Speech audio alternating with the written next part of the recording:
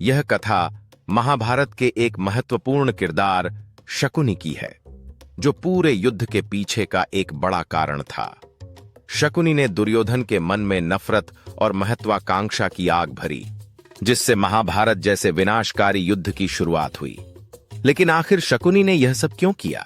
इसका जवाब उसकी व्यक्तिगत पीड़ा और परिवार के प्रति वफादारी में छिपा हुआ है।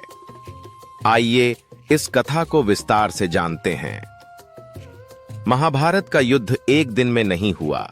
इसके पीछे कई घटनाएं थीं और उनमें से एक प्रमुख घटना थी शकुनी का षड्यंत्र।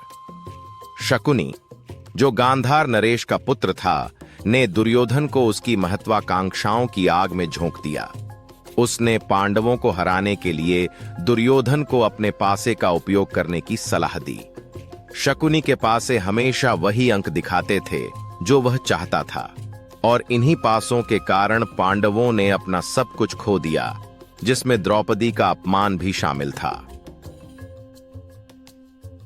महाभारत के युद्ध से पहले जब भीष्म पितामह धृतराष्ट्र के लिए दुल्हन की तलाश कर रहे थे, उन्हें गांधार के राजा की पुत्री गांधारी के बारे में पता चला। गांधार, जो आज के समय में अफगानिस्तान के कंधार क्षेत्र के नाम से जाना जाता है, उस समय एक छोटा राज्य था। गांधारी के पिता इस विवाह के लिए सहमत नहीं थे, क्योंकि धृतराष्ट्र अंधे थे। लेकिन राज्य छोटा होने के कारण उनके पास कोई विकल्प नहीं था और वे यह प्रस्ताव ठुकरा नहीं सके। इसलिए गांधारी और धृतराष्ट्र का विवाह हुआ। विवाह के बाद भीष्म पितामह को यह जानकारी मिली कि गांधारी मांगलिक थी। इस समस्या को दूर करने के लिए गांधारी का पहले एक बकरे से विवाह कराया गया था और बाद में बकरे की बलि दी गई थी। हिंदू धर्म में यह मान्यता है कि मांगलिक होने की दशा से पति या पत्नी की मृत्यु हो सकती है, और इस दोष को दूर करने के लिए इस तरह के विवाह और बलि की प्रथा अपनाई जाती है। जब भीष्म पितामह को यह सच पता चला तो उन्हें महसूस हुआ कि उनके साथ धोखा हुआ है। क्रोधित होकर भीष्म पितामह ने गांधार नरेश और उनके परिवार को हस्तिनापुर बुलाया। परंपरा के अनुसार मेजबान द्वारा जितना भोजन दिया जाए, उतना ही मेहमान को स्वीकार करना होता था। भीष्म पितामह ने सभी को एक कुटिया में कैद कर दिया और हर दिन केवल एक मुट्ठी चावल दिया। यह इतना कम भोजन था कि धीरे धीरे सभी लोग भूख से मरने लगे। जब सभी एक एक करके मरने लगे तो परिवार ने निर्णय लिया कि उन्हें कम से कम शकुनी को जीवित रखना चाहिए, ताकि वह भविष्य में उनका बदला ले सके। इसलिए हर दिन शकुनी को वह एक मुट्ठी चावल दिया जाने लगा, जिससे वह अपनी जान बचाए। इसी दौरान उसने अपने पिता, भाई बहनों और रिश्तेदारों को धीरे धीरे मरते हुए देखा। अंत में केवल शकुनी और उसके पिता गांधार नरेश ही बचे।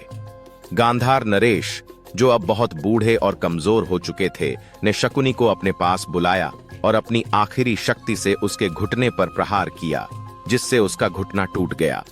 उन्होंने यह इसलिए किया ताकि शकुनी हर कदम पर यह याद रख सके कि उसके परिवार के साथ क्या हुआ था। इसके साथ ही उन्होंने शकुनी को आदेश दिया कि वह उनकी हड्डियों से पासे बनाए, जो हमेशा वही अंक दिखाएंगे जो शकुनी चाहता था। शकुनी ने अपने पिता की बात मानी और उन हड्डियों से पासे बनाए। उसने दुर्योधन के कान भरे और उसे पांडवों के खिलाफ उकसाया।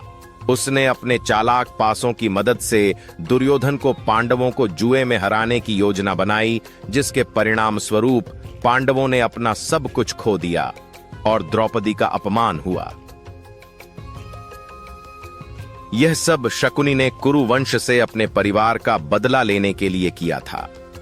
वह चाहता था कि पूरा कुरु वंश नष्ट हो जाए, और उसने अपनी इस योजना को महाभारत के युद्ध के माध्यम से अंजाम दिया।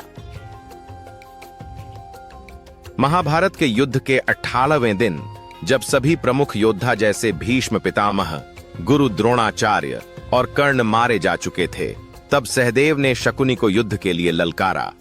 सहदेव, जो 5 पांडवों में सबसे ज्ञानी थे, जानते थे कि शकुनी ने कुरुवंश और पांडवों के बीच लड़ाई भड़काई थी। सहदेव ने शकुनी को समझाने की कोशिश की कि अब युद्ध रोक दिया जाए और उसे अपने राज्य गांधार लौट जाना चाहिए, लेकिन शकुनी को अब पछतावा हो रहा था। उसने सहदेव से खुलकर बातें की और अपनी जीवन की सारी कहानियां बताईं।